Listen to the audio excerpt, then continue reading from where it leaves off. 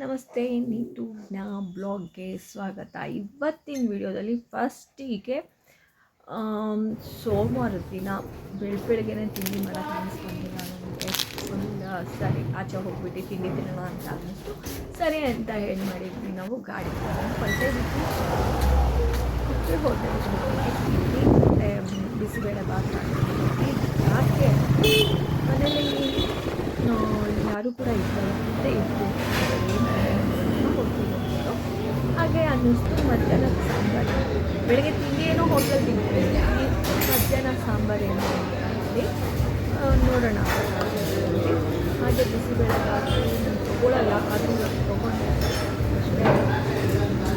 ಚೆನ್ನಾಗಿದ್ದು ಬಿಸಿಬೇಳೆ ಅದು ತೊಗೊಂಡು ಇದು ಬಿಸಿಬೇಳೆ ಭಾತ್ ತೊಗೊಂಡು ಆಮೇಲೆ ಏನು ಮಾಡಿದ್ವಿ, ಅಲ್ಲೇ ರಿಲಯನ್ಸ್ ಅಡುಗೆಗೆ ಬೇಕಾದರೆ ಎಣ್ಣೆ ಮುಳ್ಕಾಯಿ ಸಾಂಬಾರು ಅನ್ನಿಸ್ತು. ಮುಳ್ಕಾಯಿ ಮತ್ತು ಮಿಕ್ಸ್ ಕಾಳುಗಳಿರುತ್ತಲ್ವ ಅದು ತೊಗೊಂಡು ಬಂದು ಇವತ್ತಿನ ಹೇಗಿತ್ತು ಮತ್ತೆ ಸಿಗೋಣ.